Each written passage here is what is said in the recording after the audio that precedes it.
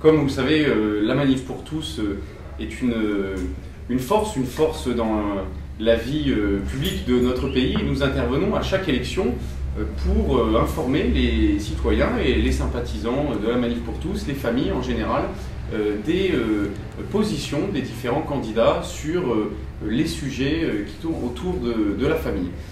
Vous savez, dans 1 mois et demi, il y a les élections régionales et la Manif pour tous s'invite dans cette campagne en organisant des meetings dans toutes les régions administratives.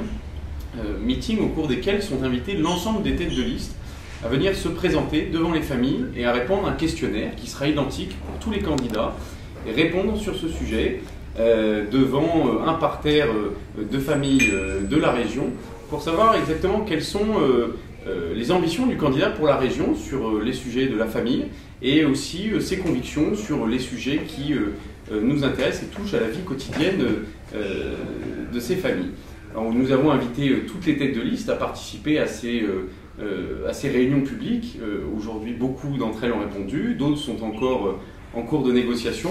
Mais nous avons souhaité être le plus large possible pour que tous les citoyens puissent rencontrer leur tête de liste et ainsi leur poser des questions par notre intermédiaire pour mieux connaître les candidats qui, c'est vrai, sont souvent mal connus du grand public, les élections régionales n'étant pas forcément médiatisées comme toutes les élections nationales, malgré leur importance. Et donc nous avons estimé qu'il était important de mettre en présence ces forces qui sont les familles dans les régions, qui sont souvent oubliées, et les différents candidats. Aujourd'hui, plusieurs meetings sont déjà prévus. Donc, plusieurs dates sont déjà définitives et annoncées. Nous avons Bordeaux le 30 octobre, Lyon le 2 novembre, Lille le 7 novembre, Marseille le 13 novembre, Toulouse le 20 novembre et enfin Paris le 28 novembre. Ces événements vont être des événements extrêmement importants. C'est tout à fait inédit, c'est tout à fait exceptionnel d'avoir des meetings auxquels sont invités tous les électeurs qui souhaitent écouter les candidats, des meetings où il y aura des représentants des différents partis politiques. Alors on peut se demander, au fond, quel est le rapport, malgré tout, entre la Manif pour tous et les régionales, le rapport entre la famille et la région. Effectivement, quand on regarde les compétences de la région, elles sont extrêmement larges, mais on ne voit pas de compétences dédiées, spécifiques à la famille. Néanmoins, les régions mènent des actions politiques d'envergure et surtout, la famille étant la cellule de base de la société, elle est impactée par toute action politique. Alors, en clair, les régions s'occupent des lycées, des transports, de tout un volet de domaines qui sont impactants pour la famille. Voilà, donc on ne va pas parler de politique familiale, on va bien parler des compétences de la région et toutes celles qui ont un lien avec la famille. Voilà. Quelles questions vont être posées précisément, puisque ce seront les mêmes questions pour tout le monde? Eh bien, tout simplement, d'abord, pour mieux connaître les candidats, pour les entendre de vive voix, nous allons les interroger sur ce qui est pour eux non négociable, incontournable dans leur action politique. Autrement dit, quels sont leurs critères de décision dans la vie politique. Nous allons leur demander également leur projet, bien entendu, en tant que président de région. Nous allons, par ailleurs, leur demander quelle est leur conception de la famille, quelle est la conception de la famille de leurs colistiers aussi, et quel est, selon eux, le contexte le plus propice à l'épanouissement de l'enfant. La question suivante concernera la vie des familles. Quelles sont, d'après eux, les difficultés rencontrées par la famille aujourd'hui? Quels sont les défis à relever? La question suivante, que comptez-vous faire justement pour faciliter la vie des familles? Puisque, comme je le disais, la région peut faire beaucoup pour la famille ou au contraire peut malheureusement prendre des décisions qui vont à l'encontre de l'intérêt des familles, de l'intérêt supérieur de l'enfant. Il se pose aussi une question bien particulière, bien précise, qui est celle de l'égalité des enfants.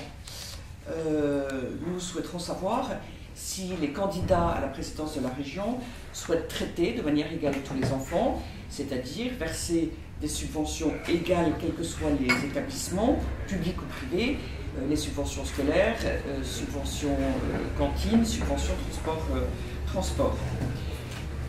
Nous leur ferons quelques propositions, commission pour la famille, carte, région famille, etc., pour savoir s'ils seraient d'accord pour mettre en œuvre ces propositions qui faciliteraient la vie des familles. Enfin, il y a la question des subventions. Vous savez que la région verse des subventions extrêmement importantes pour les événements, pour des campagnes de communication, pour des associations. Nous leur demanderons quels seront leurs critères d'attribution des subventions et quelles seront les modalités d'attribution. Et nous souhaitons savoir aussi s'ils seront assez transparents pour mettre en ligne, rendre public sur Internet les associations, événements, etc. qui ont sollicité des subventions, à quel titre, est-ce qu'elle a été accordée, et ensuite, qu'est-ce qui a été effectivement mis en œuvre. Voilà, parce que nous avons constaté dans les régions, et d'une manière assez large, qu'il y avait visiblement quelques dérives, ou en tout cas une attribution très partisane des subventions. Je vais prendre comme exemple, la région Île-de-France a créé, financé et finance à hauteur de 900 000 € par an l'Institut Émilie du Châtelet, qui est un institut dédié à la question du genre. Alors la question du genre, c'est une question tout à fait intéressante, sauf que l'Institut Émilie du Châtelet est clairement militant tombé dans l'idéologie du genre, tout à fait idéologue.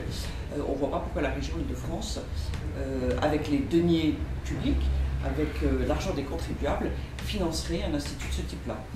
De la même manière, la région de Normandie finance la Gay Pride, a financé au printemps dernier la Gay Pride, laquelle a pour revendication la PMA sans père et la gestation pour autrui, deux pratiques illégales et scandaleuses. L'argent des contribuables n'a pas à financer ce type d'événement. Voilà, et donc ces questions nous permettront de mieux les connaître, de creuser ces questions avec eux, d'en savoir plus, et donc permettront aux électeurs de se faire une idée plus précise avant d'aller voter. Et à l'issue de ces meetings, nous les appellerons à voter. C'est vrai que l'abstention, c'est un drame. Nous devons tous aller voter. Et si on ne peut pas, il faut faire une procuration. Voilà, donc ces meetings sont une nouvelle manière de contribuer au débat démocratique et à la vie de la démocratie. Je vous remercie. Pour toutes les informations pratiques et les inscriptions, je vous invite à vous rendre sur le site les-régional.fr ou utiliser le hashtag QPPR, question pour un président de région. Je vous remercie. Il n'y aura pas de débat entre les candidats.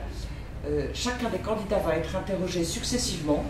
Et ça veut dire qu'il va y avoir 30-40 minutes par candidat, mais ils ne se croiseront pas sur l'estrade. Par ailleurs, comme nous avons invité tous les candidats de tous les partis, eh bien, ceux qui malheureusement n'ont pas répondu ou ne seront pas là, nous ferons savoir aussi qu'ils sont absents, puisque c'est évidemment très regrettable. Les électeurs ont le droit et le besoin de savoir ce qu'il en est des projets de chacun des candidats avant d'aller voter. Demain soir, vendredi 30 octobre à Bordeaux, nous aurons Virginie Calmel, représentante des LR. Nous aurons également le représentant, le candidat tête de liste de Debout la France et celui du Front National. Voilà. Mais nous ne dévoilerons les invités présents confirmés qu'au fur et à mesure, les agendas des personnalités politiques en campagne étant toujours très compliqués. Pour le meeting de vendredi 30 octobre, demain soir à Bordeaux, à l'Athénée municipal, nous aurons les candidats tête de liste du parti Debout la France, du parti Les Républicains et du parti Front National. Inscrivez-vous en effet sur le site internet parce que l'ambiance devrait être très intense. Alors, écoutez, Marine Le Pen, d'ailleurs, dans le Nord, pour le moment, nous n'avons pas reçu sa réponse. L'invitation lui a été adressée il y a un mois. À ce jour, pas de réponse. Par ailleurs, nous avons invité les candidats de tous les partis.